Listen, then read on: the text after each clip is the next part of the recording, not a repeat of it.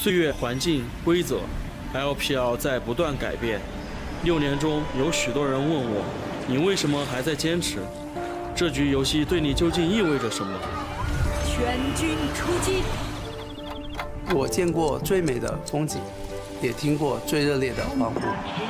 为了所有这些，我愿意付出一切。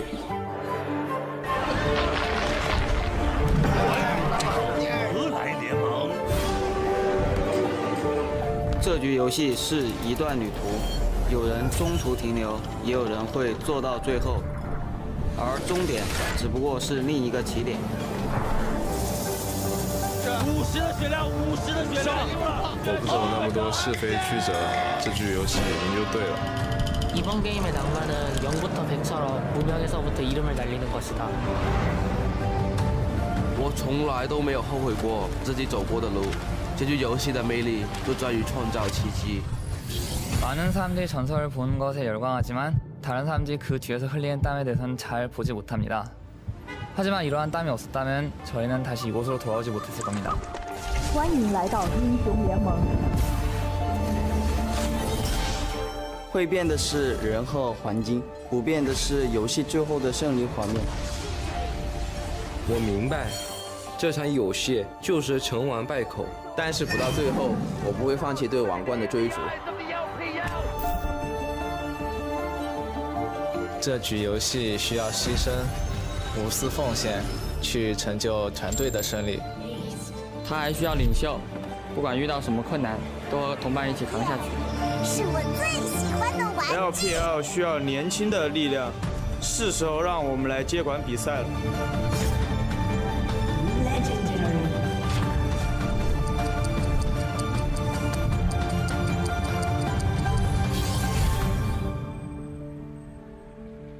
想成为这场游戏的主角吗？打败我吧！我们的时代还远没有结束。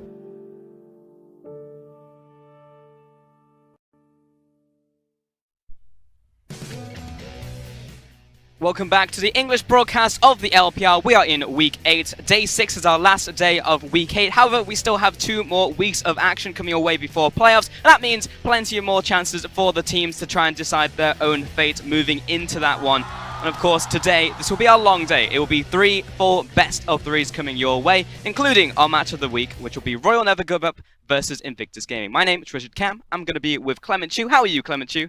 I'm doing fine. I can't wait to go to Chengdu in playoffs and try some of their spicy hot pots. Yep, that's what I'm looking forward to, though. I'm not so great with spicy food myself, but I'll still give it a shot. So, moving into today, of course, we've had lots of changes in terms of our standings, especially over the last couple of days, as many teams have come in with a couple upsets. The other day, we saw JD actually pick up a win against RNG, and then yesterday as well, we also saw LGD pick up a win against Suning Gaming. Yeah, the big things to note here that Vici has been officially eliminated from playoffs. On our standings today, Snake and EDG, they're still 2 matches away from clinching their own playoff spots. And OMG for us, they have to win every single game from here. They do, but they are still able to make playoffs as of this moment, Clement. So yes, they can still make it happen, but they will need to make the miracle run right now because it has not been going well for them so far in the split. However, Invictus Gaming and Rogue Warriors, you can see, are currently clinched for playoffs. Not this spot, just playoffs itself. And we can take a look at today's matches. We'll be starting today off in Chengdu with EDG facing down OMG in their home arena. Snake will be taking on Vici Gaming in their home arena in the Snake Pit. And Invictus Gaming and RNG, our match of the week, will be here in Shanghai. Oh, and definitely all eyes on the final match of the day, IG versus RNG. This is IG's only loss so far in the split, and it's also going to be the one and last time that Uzi is going to face off against Jackie Love. Yeah, their only blemish right now is the 2-0 over RNG managed to pick up the 2-0 over Invictus Gaming. 2-1. The 2-1, and then they've only lost games against LGD and FPX since then. So really would like to try and get the revenge. As you said, Uzi will be facing down Jackie Love, the last person I feel like will be on Uzi's hit list. Oh, definitely. You know, Uzi's been saying all split, if you want to go through the crown, you have to go through me. Indeed. But let's go ahead and talk about our first matchup of the day, which is EDG versus OMG. I'm going to start this discussion talking about OMG because we really have to start here. OMG have definitely had their own fair share of struggles, and this is a far cry from the team we saw last split, who were our Rift Rivals representatives. Yeah, they didn't suffer a single loss before Rift Rivals, but this split they're currently probably on watch for the worst team in the LPL. They've already lost to Vici and already lost to TOP, and we do have to talk a little bit about why that is, especially in the Vici games we saw so far. So OMG, they have doubled down on their win lane and win game type of philosophy. You can see here they've gone for the Echo against the Azir and also the Shen in the top lane against the Sion just to get things going. But however, they just aren't clean enough in the mid game. Teams that like to go late, like Vici and EasyHoon on his Azir right now, they're able to weather the storm, and when they come back, OMG's compositions just aren't meant to teamfight or do well as a 5-man team. And even though they had the massive advantage in this game versus Vici, it's very rare that they even have an advantage at all in their games. So even with the advantage, unable to win from ahead, and that obviously spells very bad signs for OMG. Yeah, and that's another big thing about OMG. Even though they have this philosophy of win lane, win game, they don't have the jungler to do it. They're currently sitting at the last place in terms of first blood potential, 33% in the LPL. So the junglers just haven't been doing for them. They have 3 junglers currently. They're all more passive junglers. They're not really junglers that take the first step. However, we have seen them kind of double down on starting World 6. But the important thing that you said there, Clement, was the amount of junglers they have in the jungle role. They also have a second top laner in form of Casual, and in the bottom lane they have Maestro behind 5, who will be playing today as well. And it feels like they are just trying to search for answers by just throwing different members at the team. We never really see the same consistent lineup that we were expecting coming into the split. Yeah, that's one of the big things I really worry about OMG. If you've seen the Bronx story, the worst thing to have is wasted potential, basically, and this is what they're doing. They're spending a lot of their time trying different pieces, but not really getting any to stick. And it does go, if it goes on further, it does seem like sort of wasted time, you know? They're not getting anything out of this split. And then we have to look at their opponents today, EDG, who will be a mammoth task for them to take down. And they're not without their own share of problems, however. You know, you look to the jungle role as the very obvious weak point for them. Haro has had some unlucky games coming into the split so far. Yeah, I have a very interesting stat for you about Haro. Okay. So I was looking up on Ray, and he's currently statistically the worst top laner in the LPL. He's down 500 gold at 15 minutes, but I checked the stats, and it didn't add up. So yeah, he's not CSing that poorly, he's not dying that much in lane, and his bottom lane also gets the first objectives on the map usually. So what's actually happening is that every single game, he's losing about 100 gold just because Haro is giving the enemy top laner kills or assists. And that's so weird. And it's really rare to see in the LPL or any stats. I've been doing stats for 2 years. That's probably the second case I've seen of anti-synergy. There's like dark matter between them that makes them do worse.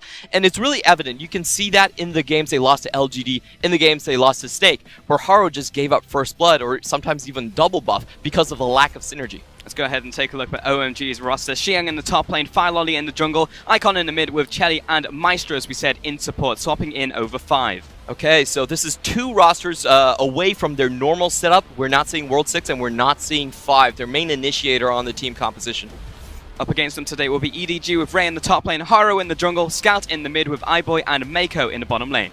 Just your standard setup. We do have to talk a little bit about EDG and their recent sort of runs. They've really been doubling down on going with their mid-game compositions. They've strayed away from the Azir. Haven't seen the Azir in the past 3 sets, going much more towards Talia and Rise. So things that can help set up their mid-game team fights and get Mako into the fight earlier. But that's definitely important to focus on because Scout can very much win EDG a game or lose EDG a game based on his picks and how he plays during that game as well. Yeah, and that's my big criticism for EDG so far. They've been dropping a lot of games that they shouldn't be dropping. They've lost against Snake, pretty much solely on the mistakes of Scout. They've dropped games against LGD and Top, which we really do see as below EDG's caliber. So this series is really about return to form. Nobody's talking about finals for EDG, but we just want to see them play a clean tempo game that we know they're capable of. Exactly, because EDG have shown it so far and a propensity to be able to do that, but obviously it's those wild cards in the jungle, in the mid. We'll see if that works out, but before we head to the casters, we're going to hear from Chelly. EDG 对线的话，就尽量减少失误，不要被对面放大失误点，然后找到突破口被滚起雪球就行了。在对战 EDG， 我们中后期肯定不管是做大小龙决策还是兵线的处理上，我们都得做得十分谨慎一点，尤其是在大龙这一块。 Being careful and making less mistakes seems to be one way to try and take the game against EDG, but OMG are going to have to do a lot more to take down these giants, because currently they are not doing well in the LPL. Yeah, OMG are currently disaster stations. They're trying to come back into the LPL, at least finish the split off a little bit stronger than they are currently. EDG, I'm not going to say the cleanest team by any means themselves right now. They are still losing games. It was just mentioned they dropped a game to TOP, they dropped a game to LGD. These things should not be happening at all, but it continues to happen for EDG, and there's always that lingering concern that coming into this set, yeah, you might drop one game, but what if you accidentally drop a second that you don't intend to? To make matters worse, the last time EDG played, they were up against Snake at the Snake Pit in Chongqing, and they dropped that 2-1 as well. So Snake now have the head-to-head against EDG if they're tied on points no matter what. So they're really going to try and pick up as much points again. OMG, however, even though we say that EDG have been dropping games, OMG lost those sets. They lost to TOP. They lost to Vici as well, which means even though statistically they are ahead of both teams in points, they are not doing so well in the head-to-head. And I do want to bring it back to that jungle as to the reason perhaps why. And the interesting point that Clement raised, which is where I'm not going to contest him because he's correct, but he shouldn't be correct, is that the junglers are playing pretty passively.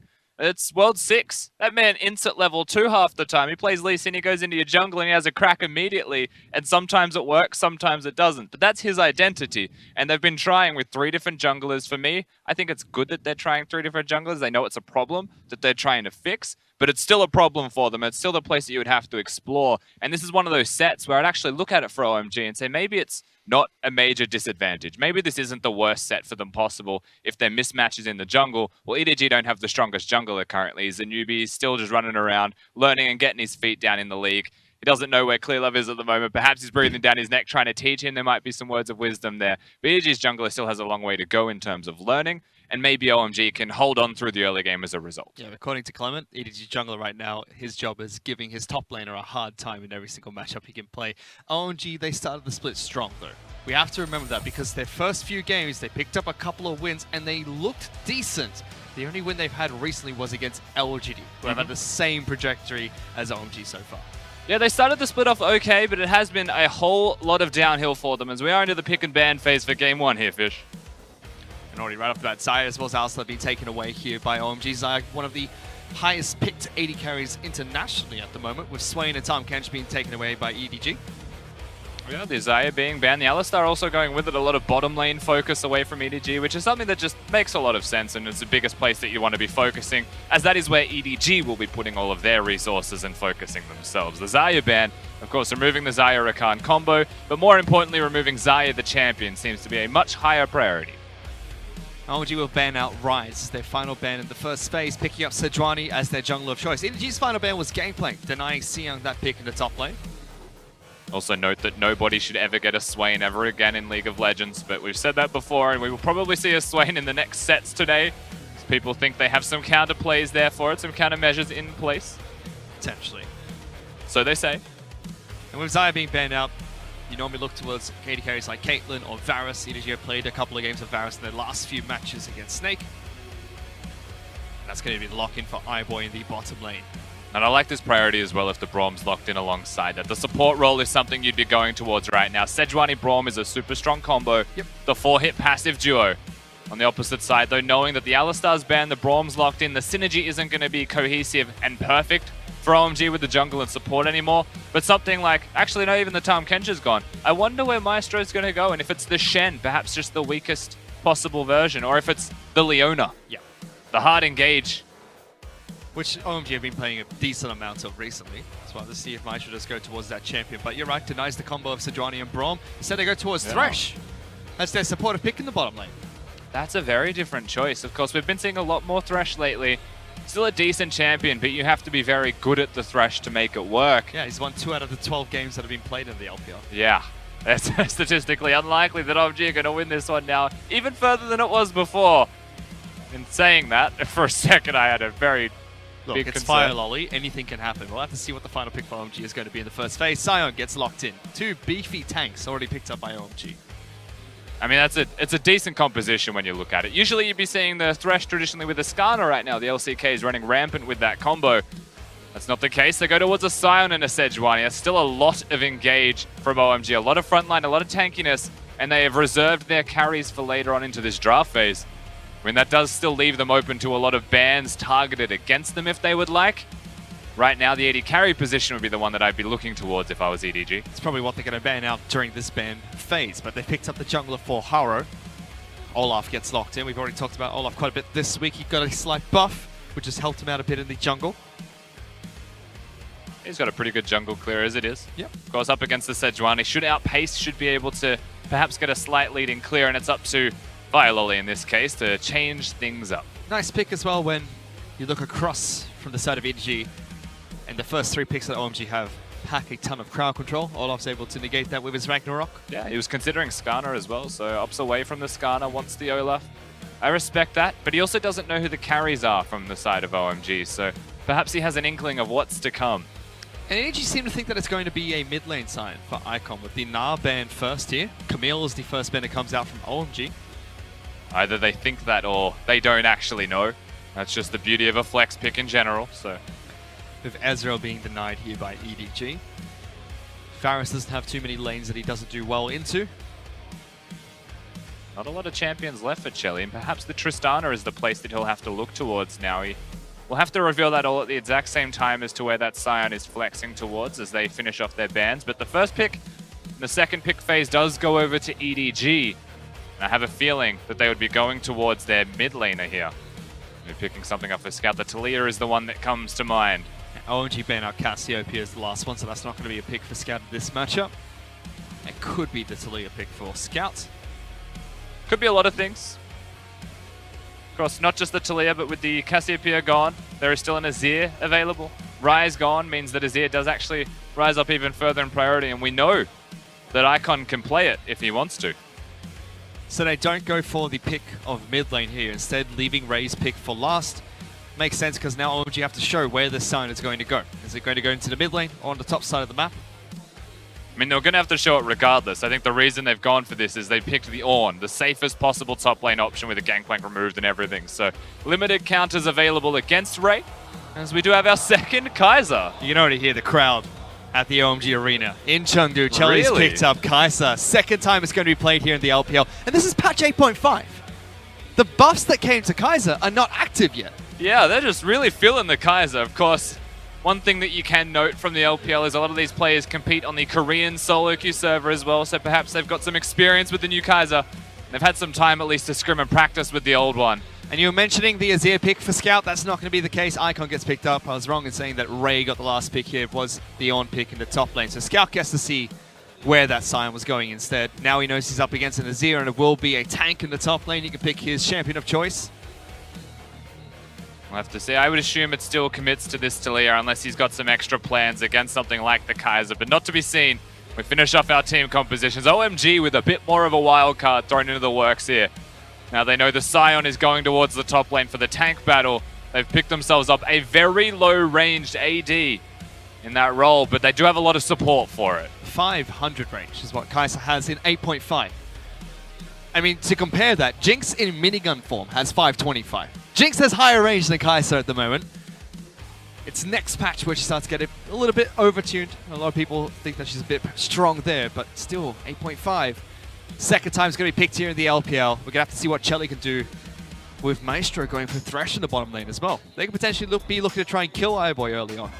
Yeah, the last time we saw the Kai'Sa, of course, whilst we take an extra second to appreciate the champion lock-in here from Chelly, it was with a Tahm Kench. It was not with a Thresh. And the biggest thing that the Tahm Kench was able to provide, of course, that was Rogue Warriors, is that SMLZ is always going to go forwards. It's true. Tahm Kench is there to tactically reposition him by gobbling him up at the correct moments. A 500 range AD carry, you know it's going to get caught at some stage. Crowd control will just find the mark. Sion's Q range is pretty close to the same thing as the auto attack there. So ultimately, it's all about how can you assist in the repositioning. I have a feeling this time around for OMG with their complete composition, it's a little bit more about standing in front of the Kai'Sa, perhaps flanking, getting rid of the carries, getting rid of the people that can kill her right off the bat by forcing some awkward team fights, or just playing a very stock standard front to back and ensuring that she's free to hit tanks. I believe the concept here is kill the tanks. And we can dive deeper into the Kai'Sa pick as soon as we head on to Summoner's Rift, but still, for EDG, they're going to try and grab as many points as they can. They're looking to try and take down OMG in this best 3 series, and OMG fighting to stay relevant in the LPL at the moment. It's do or die for them right now. Big OMG game. Big OMG game. They're live from Chengdu. It's a packed arena. We're going to go get on to Summoner's Rift for game number 1. OMG taking on EDG.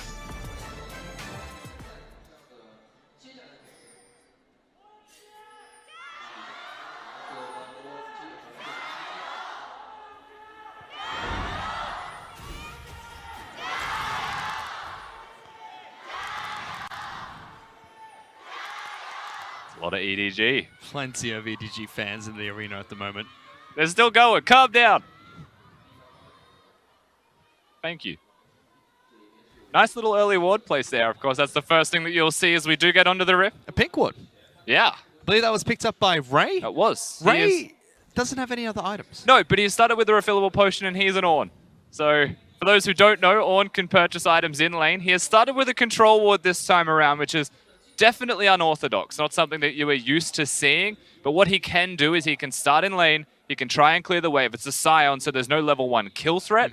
But from this point, he'll still be able to purchase himself some items if need be. Now, it's not just going to be the first wave purchase an item. It's going to be about 350 gold, and you can't even get the corrupting potion. As EDG, they're starting off with an invade. They know that Science at the top side map, the 3 wards that were placed down spotted him out, and they invade onto the red buff, denying that away from Sejuani.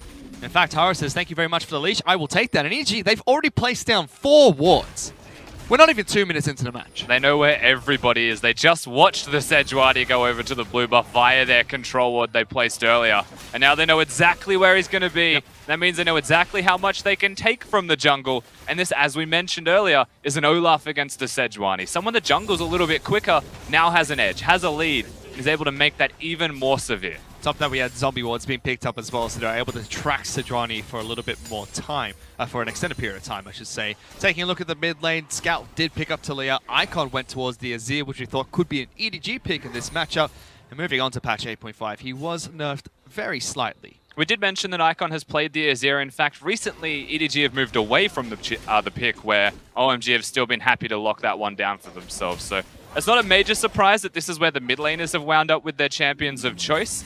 What I like the most, however, is that they've committed to the Talia. They haven't gone back to the Azir, and that's pretty stock standard based off EDG's entire team composition, which has a lot of mid-game focus. Now, the 2-item spike for them is very powerful. Especially in the bottom lane. When we have Varus, he'll go towards the Rage Blade, and he can throw a mix of items as his second pickup. He's up against a Kai'Sa. I believe we're the only league to play Kai'Sa at the moment. Yes, we're the only major league to have played Kai'Sa. It was picked once in Latin America South and was a victory. The only Kai'Sa we have seen. But, of course, it was even a victory here from Rogue Warriors so the undefeated other day. so far, basically. OMG predicted to win this match. Best champion in the game, currently, even on this patch. But what we were saying in Champion Select was Varus doesn't have too many matchups that he can't go up against. Xayah was one of them that could kind of take it to him. And then you had Caitlyn, who, although did well in the matchup, would lose out once that first item gets picked up by Varus. He's very strong in lane. He has 575 range and has a lot of harass up against a Kai'Sa, who is incredibly low range as well. Yeah, you would expect that this lane is just comprehensively won by EDG if they choose to win the lane, right? It depends on the goals of EDG as a team, and notoriously, they do want to do it, as here we go. But OMG have other plans as they flash on top of iBoy. He's not going to be able to escape from this. Ignite's being used on the Jelly. I think Mako thought he had Exhaust right there, but they just burned all these summoner spells on the bottom lane with that gank. That's actually such a big whiff from Fire Lolly. He chose to go aggressive. He chose to find iBoy, and yes, they get 4 summoner spells, and that's a big win for them. That's nice to have, but he misses the Q. The Sejuani dashes and just hits Braum, and then they don't get a stun passive off. The amount of time that he had to auto-attack the Braum and chose to go forwards to iBoy unfortunately means that they won't get themselves anything more than just the summoner spells. And you can see the keystones that are being picked up by Kai'Sa in the bottom lane as well. Fleet Footwork being picked up as the main keystone. We have Gathering Storm as well in the sorcery tree. Of course. As is now the competitive meta, and very rarely will you see that anywhere else. Who knew that LCK was right all along from the very moment that the season began? Gathering Storm overpowered. I feel like we watched a meta diversify towards Gathering Storm. I don't think they started with it outright. There was one team, Fish, that always had it because they always go to 50 minutes in the damn game. And that's the only reason that we see it at all. But in this match, moving back into EDG against OMG and away from the LCK, Haro again, still trying to invade against Fire Lolly. He's 10 CS up. He's a level up now. And this early game plan that's come out from EDG is working well for them. They're about 700 gold ahead of OMG just 5 minutes into the match. And I will admit that whilst the gank didn't net them the kills in the bottom lane, it gives OMG a little bit of extra pressure when this Sejuani is around, simply because there are no summoners to keep EDG alive. But they'll still control the lane, and when you mentioned the jungle being accelerated, that's definitely the case through the start, and is accelerated only further by the fact that they did bring the Sejuani down here to attempt to get a gank off, which slows down even more, gives more time for Haro to take some camps away, and you can see him even right now moving forwards, attempting to net some extra vision control and maybe even look towards a bottom lane dive That's what they're going to do. Scout's level 6 Oh, as well. no. They jump on the wall. Maestro just went to ward, doesn't spot them out in time. Scout now is trying to save Chelly. Takes the lantern, but he gets flicked back by Talia. Chelly's now in trouble. One more attack will stun him. He gets taken down. Can he get Maestro as well? Scout will pick it up, throwing another rock. 2 kills to EDG. The perfect scenario for EDG is that they find Maestro warding in an attempt to stop this from happening. I think the ward that they placed just near the Raptors, you can see it on the minimap, was spotted by OMG. And they just didn't respect how quickly EDG would be getting down there. And with no hesitation, they intended to dive. On top of that, Ibo was constantly pushing in Chelly into the turret, so he was being denied CS from that turret, and now another wave gets denied. Ibo's 55 CS to the 37 of Chelly. Already at an item disadvantage as well. Pickaxe gets picked up. I think the thing that I like the most about that particular trade is how actively they gave the kill to iBoy, and then Scout's able to net the second one with just an auto attack. So the little details going so well towards EDG's carries, the place where they want the gold to be is now there, and that only accelerates the game further. Remember that Scout did not use the Weaver's Wall. He did not use his ultimate. It was just the blast point. On top of that, Fire Lolly's been pinned down from level 1. Haro has had free control over this jungle, and EDG are still trying to turn up the heat and make sure he can take on nothing inside of his own jungle. A level up, they're trying to take blue buff away as well. Scout, Mako, they're both here. iBoy is close by in case they need him. Red buff is gone. And this is a point in the game just before everybody ticks over to level 6. Our jungler is level 4 from OMG, so he is super far behind. But the mid laners have just ticked over to 6. They're at 7 now. Top laners, they've got the teleports coming up. They've got the ultimates. But when you look at EDG's bottom lane as the 2v2 before it hits 6, I would much rather have a Braum and a Varus than I would a Kaiser and a Thresh. I think this is something that aids to it only even further. EDG controlling the map. They control it better pre-6. OMG are just holding on, trying to scale up in levels before they even consider making that big play. Scout's on the way bottom as well. He just rotated away from Icon, has Weaver's Wall available. We'll pick up a bit of honey fruit here, but it's going to be difficult if he tries to execute a dive. He's just hungry. OMG are playing very far back at the moment.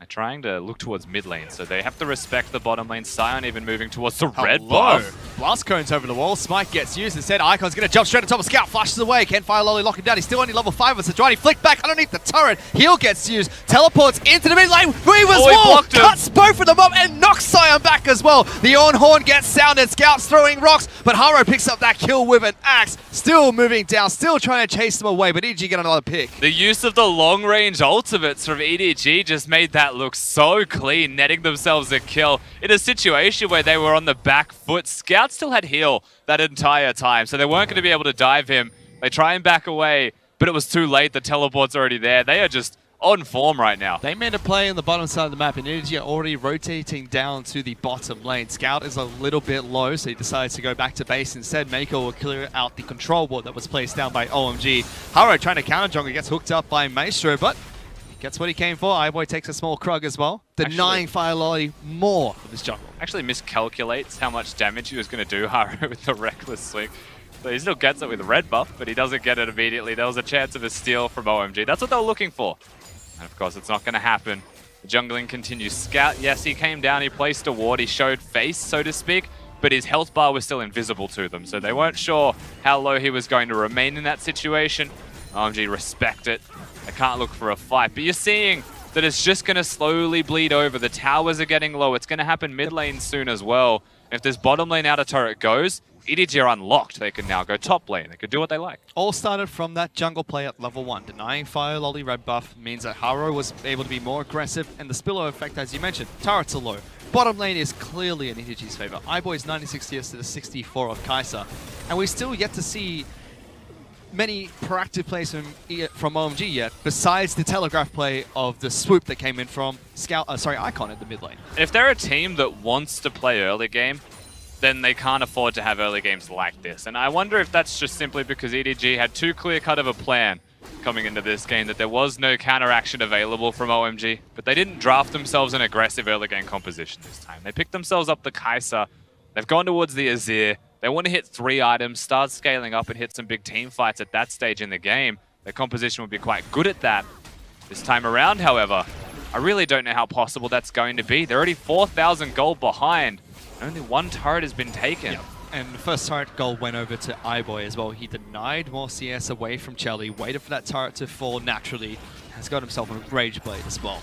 Chelly's still sitting on 2 of the components for that Rage Blade. OMG respond to the Dragon pick by EDG to try and go towards Rift Herald instead. But speaking of the Rage Blade, of course, a lot of Kaisers have seemed to be up in the air with what the perfect build looks like. A lot of the time you'll see a BF sword and a pickaxe, or a BF sword 2 long swords if they want to optimize their AD values to evolve the Q. This time around, though, it looks like, anyway, that he is going towards the Guinzoo's Rage Blade. Kind of has to by having the recurve bow. And that's a clear sign that he wants the Guinzoos to do damage, and he's not too fussed about evolving any of his spells. Yep. On top of that, you have to remember Kai'Sa evolves her spells through 3 main stats: AD, attack speed, as well as ability power, which Guinzoo's Rage Blade provides all 3 of. But it doesn't provide enough of them. Not enough. To actually evolve anything. So it's the halfway type of item, which is really tragic when you're in a losing game. Certainly you probably is. could have went a BF sword. Scout, however, is going to get locked down again in the mid lane by Icon. Everybody from OMG's here. He uses a stopwatch to try and stay alive, but there's just 5 members in this mid lane. Poor Scout. Yeah, OMG, very good rotation. They have the Herald buff as well, but Firelly's choosing not to summon that one. There's just so many numbers here to make the play. That's good from OMG. That's very good catching out Scout. It doesn't result in the structure. I feel like the Herald could have came down. iBoy was still pushing top lane. It takes iBoy away from top lane, though. He tried to rotate down into the mid lane in case EDG needed him, so he didn't get enough damage onto that turret to get it low enough to be taken. I just don't think that's enough, unfortunately. You can move iBoy away from top lane, but look at what's happening right now. Yeah, they moved them. It was 30-odd seconds, but Haru's now got control of the top side. He's looking at the blue buff that's about to spawn. No one's going to stop this turret from going down. Best case scenario, I think there was a trade, even if it was an inevitable top lane turret going down. Breaking mid lane outer is still valuable. Still haven't used that Rift Herald. Still hanging, Firelly still hanging on to the buff. Finally gets some peace to clear out some of his jungle camps. 12 minutes into the match.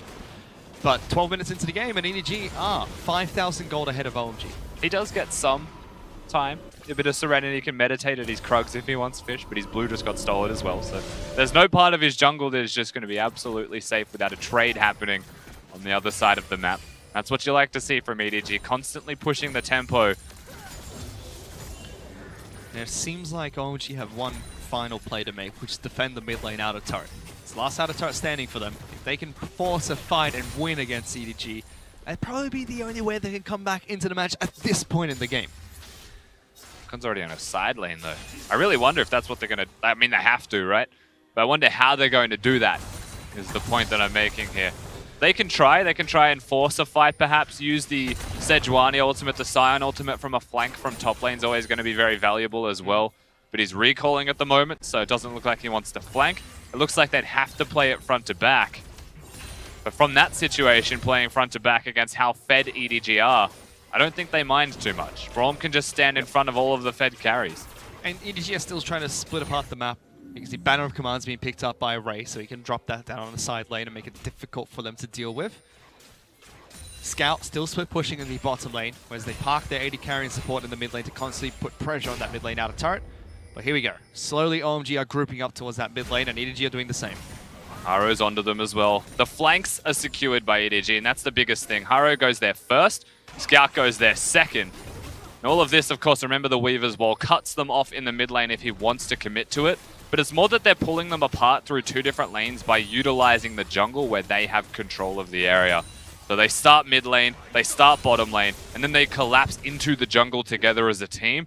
And then from that point, they could be anywhere. Right now, it is mid. Weaver's Wall thrown down into the mid lane. That just cuts off OMG, so EDG looking to try and take the turret without forcing a fight. Scout and Haru do rotate over. Turret's going to fall. Ultimate gets thrown out by iBoy. Flick back. Maestro has cleanse, but it's not going to be enough. He's forced to flash as well. Sion trying to rotate to get a fight going in the mid lane. Rift Herald gets dropped as well by OMG, but EDG get that final outer turret. Yeah, the Herald buff probably just timed out and they chose to throw it into the middle lane. It does stop any kind of pushes from EDG. In fact, it's going to push them back towards their turret, and it's going to get a charge off, but it's not for a lot of health. But Maestro, no health for himself. Way too low. They can't commit to it at all. They're going to have to just concede that the Herald was out of time. They just used it. They might get a recall from it. That means EDG, they're now 6,000 gold. Oh, you cheeky devil. Ahead of OMG. Banner Command was used, so it's going to chip away the top lane. Yeah, but he started it early. They both have. Animals. Sion's got it as well. They're just trying to push. They go against each other in a push war. Of course, when one has it, you have to have it. You know what you do then? You raise them as easy Rot Portal. You just get as a Rot Portal. challenge them, because you can't beat a Zorot portal with a banner of command. It's the same thing. You have to match fire with fire. If that starts happening, at what point does Yorick start becoming the top lane pick to go to? Hopefully never. We've already seen it once. He just summons an army of minions. He's got ghouls, he gets Herald, and you can't stop him from pushing. Put it all in a side lane, go to another lane. Why am I talking about Yorick? Was it OMG that picked up Yorick? I can't remember now. Well, they picked up Aatrox and lost with it. Why not? Let's just say it was them. Let's just... We have seen Yorick Do you want me to look it up? We have seen Yorick played once in the LPL. Looked good. Wasn't successful. I believe it was EDG as well that were playing against it. However, now they're looking to try and lock down Icon in the bottom lane. He's split pushing in the side lane, is level 11, and although only Scout is here right now, the rest of the team is slowly creeping their way down. There's a Predator. Predator's on his way. That splash being burnt by Icon. Does he have the slide to get away from this? It's not up in time. Ragnarok comes through, and a flick back from Scout gets that kill. They're looking to try and pick off Ray, though, who is stuck and caught amongst 4 members of OMG. Yeah, Ray on the wrong side of the map with the rest of his team diving bottom, somehow in the middle of the river, gets himself caught out of position. That's really tragic for Ray, and it does stop any kind of major wins for EDG, but you have to remember that we're at 17 minutes into the game, so there is no thing like a Baron that you'll be looking towards. So that makes me even more confused as to why Ray was where he was, but it also gives a free objective over to EDG on the flip side as they're next to the Mountain Drakers. Oh, we get to watch him just gallivanting. He's just trotting around through the river. He was going for a stroll. Lovely suddenly walk. There were 4 members of OMG. It's sunny outside. Why the hell are they all here? Well, you see, Ray, when your enemy team is missing and your allies are on the bottom of the map, don't be there. I think iBoy gave him a question mark ping after that death as well. Does give OMG some time to take down the top lane outer turret. So Weaver's wall gets thrown into the bottom lane. We'll separate OMG, so EDG get time to take down this turret. Hook is not going to connect. Minions have died, but EDG still get the turret. Yeah, they're not concerned at all. Talia's walls have been fantastic so far. Scout, this isn't the first set that we've seen it. Last time we saw him play the Talia, of course, his walls, but just as fantastic. He's proven how good he is on the champion. Just makes you wonder why we don't see more of it. He's played it in previous splits. We know he's good at it. He shows that he's got pretty good form on it today.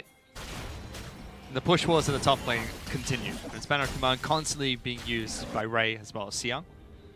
Xiang going towards the Abyssal Mask first here on Sion. Still patch 8.5, so the range nerfs have not come into effect just yet.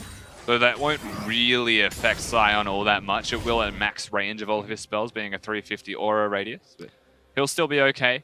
He'll still be one of the few champions to pick it up. In fact, I was having a conversation with someone about this the other day, and the conclusion is still that Abyssal Mask is too good of an item, statistically anyway, let alone the aura. Like, why would you not? This is sad. Thank you. He worked it out. He got there in 200 IQ Sand Soldier right there. That's actually very sad to watch. Going back to that top lane matchup though, Xiang also went towards the Glacier Augment. Some quite late in the game to talk about Keystones here, but not going towards the Comet. We've seen a few top lane matchups where Sion does. It seems like On is going to be another one. No, Glacial Augment is the easy matchup against tanks if you want to step up and get free auto attacks, slow them down and guarantee the Q hits. Leaves you open to a million more opportunities for trades in lane and gives them a little bit less counterplay as well. Didn't see any punish of the On the early game coming out from Xiang. Nope.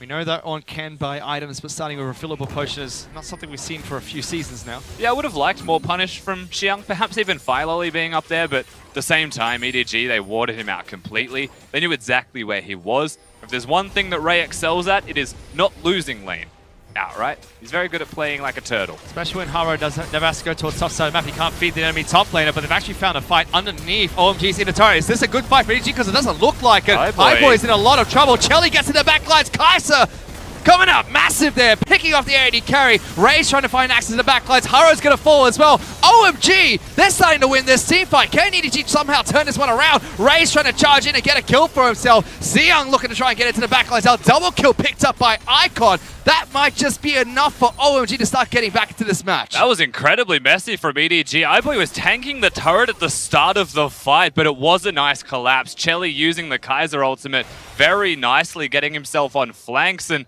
OMG as a team, they're 7k gold down at the end of winning the team fight, but they still win the team fight. It just shows how perfect the situation was for them to be able to do that at all. We were complimenting Scout's use of the Talia wall, and again, it was a good one. It separated OMG, but iBoy decided that he wanted to start a fight. And of course, we do get to watch the good part of this first. Scout very nicely cuts them off. They do go forwards here, I believe. Varus is the one to initiate this, so he's going to be tanking the turret. And he's still tanking the turret. And he's still... And there's a side. Oh, God. He's got no health left. That's just really unfortunate for me. He's the one major damage source of the team alongside Scout. And now that he's gone, Ray and Haro are going to have to try and do a lot of work themselves. And they're going to get Maestro. That's a nice little consolation prize as an end result, but they pay their lives for it as Icon and Shelly free hitting the entire time. Great punish by Charlie as well, recognizing that he can jump into the backlight, snipe Ireboy, flash away from the tanks of EDG. It was very good.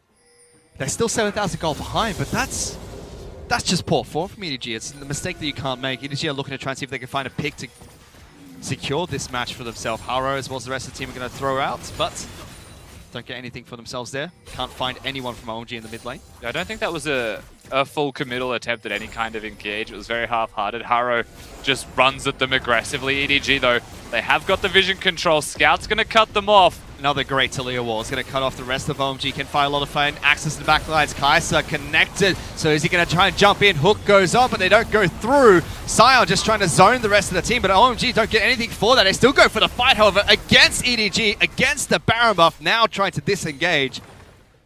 They have no follow-up, Fish. They're not going to be able to go forwards. OMG just have to walk away. That's a clean Baron secured. There will be a turret trade, though, from OMG. They'll try and get what they can for this and punish just a little bit, but very nice take from EDG. That's a very good way to come back into the game after losing a team fight. Besides that lost team fight, has been a very clean game from EDG, all the way from their level 1 strategy to the use of Scout Stolly as well, which we said have been phenomenal in this match so far. Ray is going to have the banner of command, Baron minion in the top lane, taking out top lane in a turret while the rest of his team recalls. You know what, speaking of, we watched Shelly just kill it, but if it had a Baron buff and it was an extended ranged cannon minion, there's not a lot of chances that a Kai'Sa has to walk up and hit that minion at all. 500 range is very small. No rapid fire cannon being picked up by Shelly either, just sticking to the Hurricane with the Gwynsu's Rage Blade. And maxing out on the attack speed, going for the Berserkers, Greaves as well. So I think that is about a Zeal away from evolving the E and having the invisibility, if memory serves. Which Ireboy has at the moment. He's a Zeal up ahead of Chelly, picked up the Witsend second instead. To go trying to mitigate the magic damage to the top side of the map from OMG. I mean, there's still a major lead. 2 Mountain Drakes is big for EDG as well. We've got a Baron buff closing the game with 2 Mountain Drakes. Should be more than enough to get them extra turrets here during this trade. But we've seen what OMG can do when it comes to team fighting. And we know how overly aggressive they've been playing this EDG. So there's a chance, but that's what you're looking at, because this is a last chance draw. Again, another Banner of Command. Banner minion ready to chip away at this turret. Maestro throws out the hook, but that's a Banshee's Veil that's going to get popped there. So doesn't get anything for OMG. He's forced to flash away, and EDG are just waiting for this turret to fall. And there's nothing OMG can do. They're trying to force the fight. Viola jumps in. Shelly tries to get into backlines of Scout. Instantly flashes away. Haro will take down the jungler. Shelly's still trying to kite this one out. Good damage coming out from Kai'Sa. Isn't it enough though? Tags may go in the backlines. EDG are fairly low. Ireboy is fairly healthy. But that's enough. That's going to be enough to repel EDG from pushing for the inhibitor. Amazingly, OMG just rammed themselves at EDG, and the health bars are blinking. They're low enough that EDG are going to have to go back to base. They're going to have to try again. They will pick up the Ocean Drake on the way out. And you saw how much damage Shelly is able to do to the Olaf. One of the best things that you can have right now in this matchup, especially as the game scales, is Olaf running at a Kai'Sa is most likely just going to be dying. And there is a lot more importance on the rest of the team being there alongside that, or crowd controlling, of course, to lock her down. But so far, I mean, we've got to 2 items. We're getting closer to 3 items. That's what OMG want for themselves. And at that point, you do start to look at the team fighting and feel like, you know what, they're in with a chance. With a very good chance. Let's see what Shelly can purchase when he goes back to base here, because he has farmed up quite a bit. He is still behind Ireboy. Ireboy just went back to base, picked up a rapid fire cannon, as well as a pickaxe. BF Sword is the purchase from Shelly. Note that Ray isn't auto-attacking and last hitting any of those except for the one caster just at the end. I think he is trying to make this push as slow as possible. That is a lot of minions, and the more that he can slow down the push, the more time that EDG have to rotate. That's cheeky from Sion though, waiting inside the brush. Shelly's now going to rotate towards the top side of the map. Ray's forced to charge away. OMG don't overcommit. And Baron buff has now expired for EDG. Hook lands. Mako does have Cleanser. And I have misspoke. There is already an evolved E on the Kaiser with the attack speed that she has. Perhaps there's levels in play that I wasn't thinking about. You also have Gwyn's Rage Blade buffing up attack speed over time. Could be after a few auto attacks. Doesn't count. Oh, it doesn't count. Unlucky. No, intentional. Definitely shouldn't count. It'd be pretty crazy if it did, actually. Imagine all the extra AP. You evolve and then you don't have it again once the stacks fall off. Yeah. I thought that'd be cool. I did as well. It's intentional, so whatever the reasoning. Here we go again from EDG. Tilly as well is going to separate 3 members of OMG. They go for the fight instead. Xiang trying to charge away, runs into the wall, but it's Firelolly, their first pick of the fight. They get that kill. Chelly still trying to kite away from Haro, getting good damage now, but the rest of his team is dying around him. iBoy gets the second kill. OMG are still repelling EDG at the moment. They get them down to about half health. Xiang charges up the Q. Chelly finds access back towards his turret. That might just push EDG away again. There are so many tanks from the OMG roster that with Maestro and Firelolly dead, the Scion is still here from Xiang, but the tower looks like it is going to drop this time at the very least. Finally, EDG are able to take down the mid lane Inhibitor turret. Inhibitor is going to be their next target. OMG decide not to step back up, waiting for the respawn timers of both their jungler and their support. EDG get the Inhibitor, now they're going to try and disengage. And that was definitely cleaner from EDG this time to get the inhib, to be able to get more than one kill, not just some damage, and to stay healthy enough for themselves, particularly through the carries,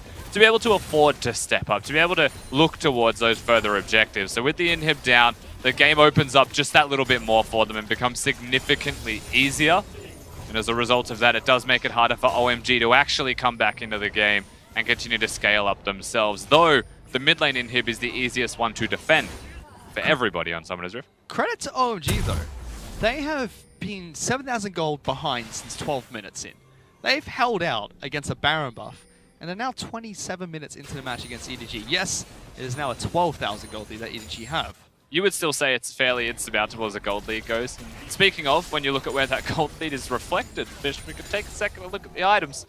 That is a rapid fire cannon, soon to be Infinity Edge build for Varus. He started to change up the build, and usually you'd look at that and say, well, we have too much magic damage on our team. We've seen it from SMLZ on Kog'Maw. That could be said for this game as well.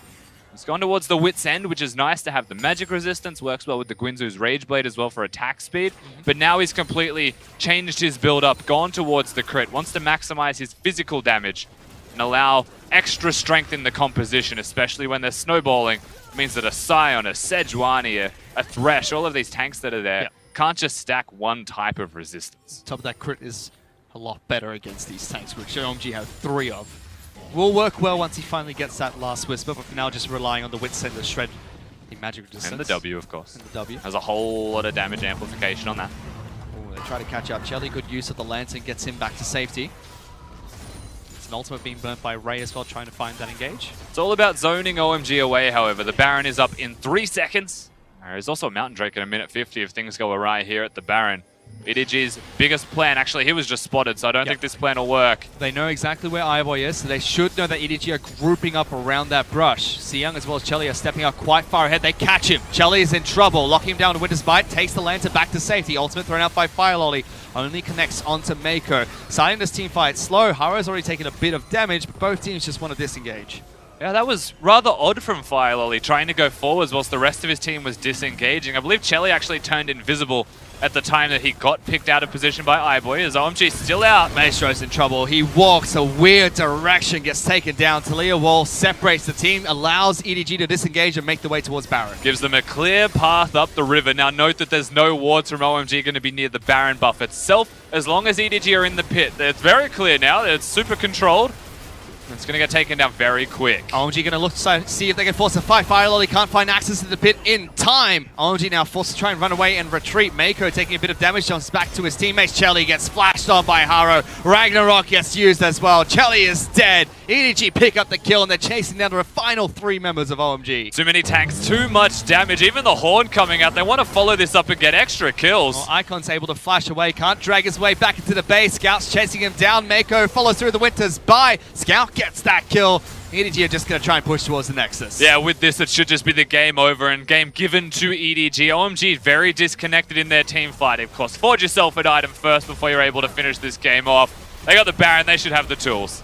A single mistake was made by EDG in one team fight against OMG, but it didn't matter because from start to finish, they had a game plan. They executed it incredibly well. They're looking for more kills before they finish the game on top of that. Sion's the final member standing at the Chengdu Stadium. Doesn't matter. EDG, game number 1 goes to them. And it's the result that we expect, of course, EDG against OMG. And the current form of both of these teams should indicate a very easy 1-0 start to the series, and that is what we'll see. But there are still some very positive signs from OMG that have to be respected and have to be acknowledged. Because for the most part, their team fighting looked a little bit better. They drafted for it. And whilst they didn't have the laning phase they would have liked, EDG had a very good early game plan in place, starting with a control ward on the Ornn as well. Going towards the enemy blue buff, invading the red buff. Something that you don't often even see in competitive games anymore as invades in the first place. They make that work, they get too large of a lead, and Scout just goes insane. One of those positive signs was Chelly. Chelly played well in that match and picked up the Kaiser pick, which looked good for him. Wasn't enough. It was nowhere close to enough. But this is an AD carry who has faced a ton of criticism throughout this split. I mean, he's replacing SMLZ. That's true. That's a pretty hard. Difficult. Yeah, it's a pretty hard place to come in for SMLZ's current form. You've seen him on Rogue Warriors Fish, so I can understand why he's getting the criticism. But I do agree with you. I think he played very well alongside Icon.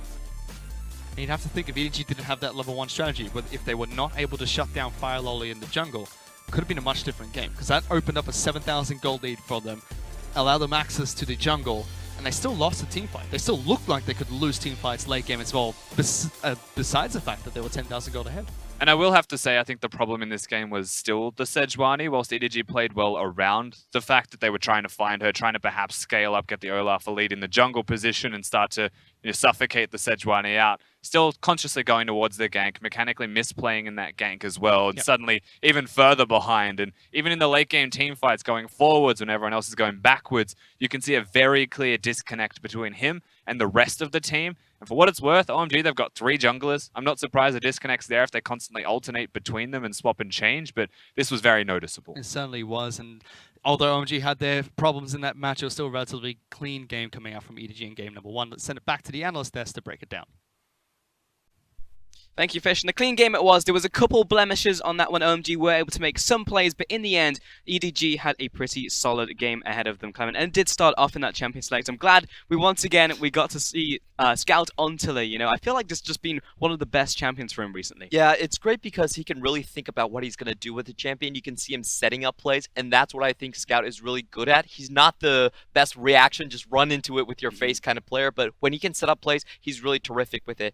Now, I want to talk about a little bit about how EDG is setting up their ban pick. When you see here this champion select, it's basically all about the bot lane. They want to go in on the mid game. They have the 2 best bot lane killers in Olaf and Talia, and also pick something really safe for the top lane in Rain. So the focus here is very clear from EDG. It's mid focus, it's bot lane focus. But for OMG, I kind of like their answer here. Their answer is basically, we're going to go take the game later than you are. We're going to go with the Azir pick. And it's really clever how they set that up. They took the Sion first, which can flex into the mid lane, and then they secured the Azir for themselves. However, it didn't work out for them, and we do have to go into why. Yeah, absolutely. And, we did see better champion picks come out from OMG, because usually there have been a lot of problems in drafting, even heading into the game for OMG, though they also picked up the Kaiser. And I was definitely a little bit scared about this one, because we've only seen SMLZ pick it so far. This is pre-buff Kaiser as well, but we did actually see a change up in terms of his build. Yeah, so there's a lot of interesting things that we can do with the Kaiser. There's 2 main builds we see right here. One is the SMLZ build, which is Essence Reaver, IE into Fire Cannon,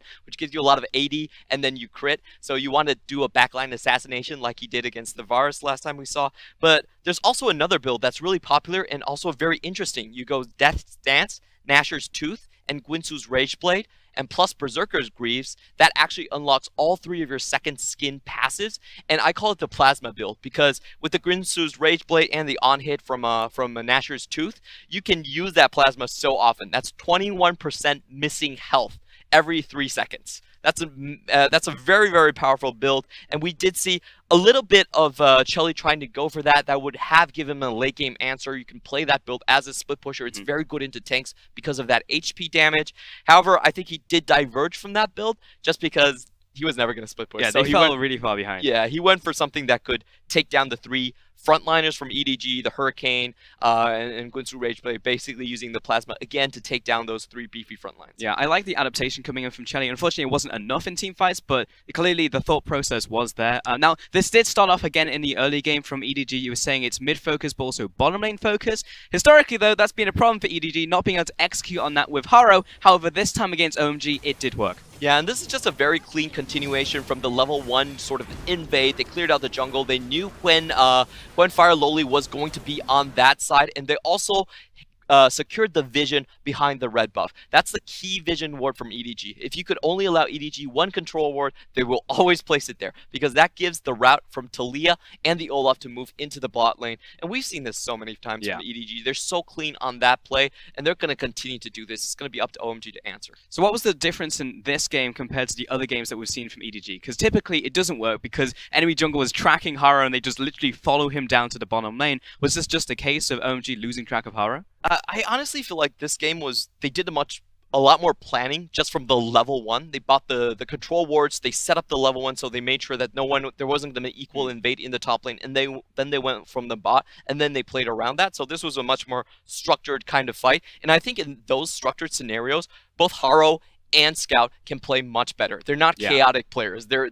You need a game plan for that. Exactly. Much better setup coming out from them. And a lot of that was also from Scout, who will be picking up our man of the match on his Talia. And every single time he plays the Talia, good things will happen. Not only did he deal a bunch of damage, but his walls were fantastic. They were immaculate. Trapping up the jungler that came in from the gank, giving them the first kill, and then also outplaying OMG's Icon and Fire Loli at the same time. I just think you should always pick Talia for Scout. Like, it's his best champion. It's very hard for him to fail on it. So just go ahead, keep on doing it. Yeah, keep on picking it until teams start banning it against you, because so far, really good stuff out from Scout. For now, though, we are going to send it to a quick break before getting into game number 2.